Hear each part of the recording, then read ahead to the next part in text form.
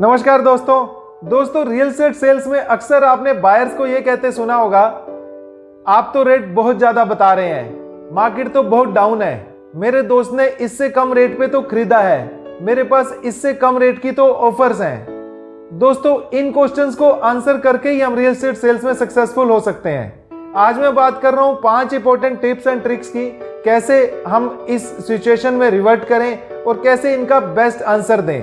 तो बात करते हैं टिप नंबर 1 की। Number 1, change the topic. दोस्तों इनिशियल स्टेज पे जब बायर आपको बोलता है कि आप रेट ज्यादा बता रहे हैं, तो आपको पता है अभी प्रॉपर्टी फाइनल नहीं हुई है, तो उससे रेट का डिस्कशन करके कोई ज्यादा बेनिफिट नहीं है। तो आप ट्राई करें इस टॉपिक को चेंज कर दीजिए।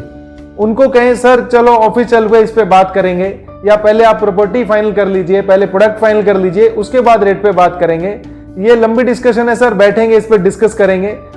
दोस्तों हमारा पर्पस उससे डिबेट जीतना नहीं है। अभी इनिशियल स्टेज पे उसको प्राइस या मार्केट की नॉलेज देके या उसकी ईगो हट करके कोई ज्यादा बेनिफिट नहीं है। बेटर है इस टॉपिक को ही कुछ टाइम के लिए छोड़ दें और उसको पहले प्रॉपर्टी पसंद कराएं। तो इनिशियल स्टेज पे मैं सजेस्ट करूंगा कि आप इस टॉपिक पे ज्यादा डिस्कशन ना करें। Number 2, discuss ground reality. दोस्तों अब आपको अपने बायर का पता है कि इसके अकॉर्डिंग मार्केट रेट कम है, तो आप जब भी उसको प्रॉपर्टी दिखाएं, हर विजिट में ट्राई करें कि उसको मार्केट के रेट्स बताते रहें। क्या रेट पे मिलेगा ये नहीं बताना, ज्यादा ये बताना है किस रेट पे ट्रांजैक्शन हो रही है, क्या रेट में बिका है, इसके साथ वाला प्लॉट क्या रेट बिका है, इसके ऊपर वाला फ्लैट क्या रेट बिका है, या बिल्डर फ्लोर वहां क्या रेट सेल हो रहे हैं। तो जितना आप उसको ट्रांजेक्शन्स के बारे में बताएंगे तो उसको आइडिया लगता रहेगा कि इन रेटों में मार्केट में ट्रांजेक्शन हो रही है। साथ ही साथ उसको एरिया का कंपैरिजन भी देते रहें कि पीछे वाले एरिया में ये रेट है, लेफ्ट में ये रेट है, नजदीक में ये रेट है, कोई चीज सस्ती है तो उसके ये रीजन है, और मार्केट रेट ये चल रहा है जिस पे ट्रांजेक्शन्स हो रही हैं। तो इस तरह से उसको आप ग्राउंड रियलिटी देते रहें, धीरे धीरे उसको फीड करें कि बाजार में मार्केट रेट क्या है। Number 3, misleading information online. दोस्तों बायर के पास जो इंफॉर्मेशन है मोस्टली वो ऑनलाइन सोर्स से है, मोस्टली वो प्रॉपर्टी साइट से है, लाइक 99acres, magicbricks.com।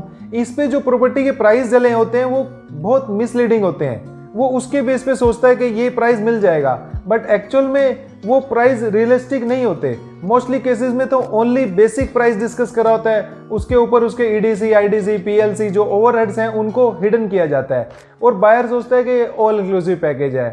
सेकेंडली, कुछ प्रॉपर्टी डीलर्स एक नंबर फैच करने के लिए बायर्स का रेट कम लिखते हैं, तो बायर को लगता है कि यही मार्केट ट्रेंड है। तो हमें बायर को एजुकेट करना होगा कि जो ऑनलाइन रेट चल रहे हैं वो मार्केट रेट से डिफरेंट है, जिससे उसको पता चले कि वो जो सोच रहा है कि रेट कम है या मार्केट में रेट कम है और मुझे सस्ता मिलना चाहिए, वो उसकी एक थॉट चेंज होगी। तो दोस्तों हमें उसे अवेयर करना होगा कि ऑनलाइन मिसलीडिंग इंफॉर्मेशन है। Number 4, discuss USPs. दोस्तों जब भी प्रॉपर्टी बायर आपसे प्राइस की बात करें तो आप प्रॉपर्टी के यूएसपी, जो उसके फीचर्स हैं, जो बेनिफिट्स हैं, जो एडवांटेजेस हैं, वो डिस्कस करें। सपोज आपकी प्रॉपर्टी कोई पार्क फेसिंग है, मेन रोड फेसिंग है, कॉर्नर है, या पावर बैकअप के साथ है, या प्रॉपर्टी की कंस्ट्रक्शन क्वालिटी बहुत अच्छी है, तो आप ये सारी चीजें डिस्कस करें और उसे कंपैरिजन करें कि इस रीजन से ये प्रॉपर्टी महंगी है। जो आप रेट सोच रहे हैं वो उन प्रॉपर्टीज का है जिसमें फीचर्स कम है।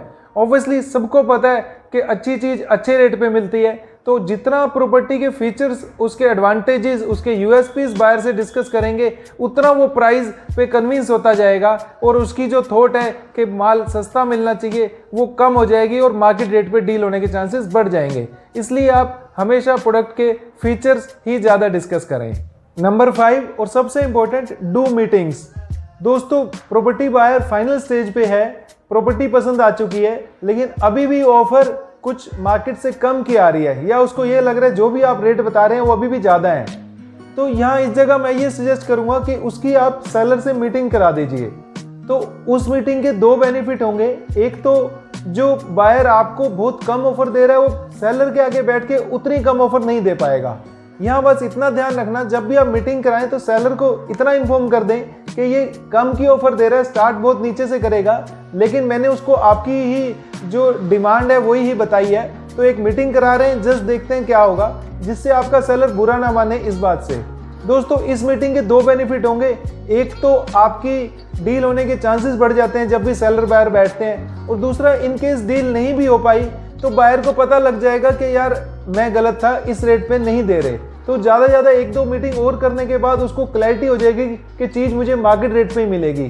तो जितनी 2 मीटिंग्स कराने से आपका काम इजी हो जाएगा, उसको आइडिया लग जाएगा कि आप ठीक कह रहे थे कि प्रॉपर्टी की ट्रांजेक्शन इसी रेट पे होएगी।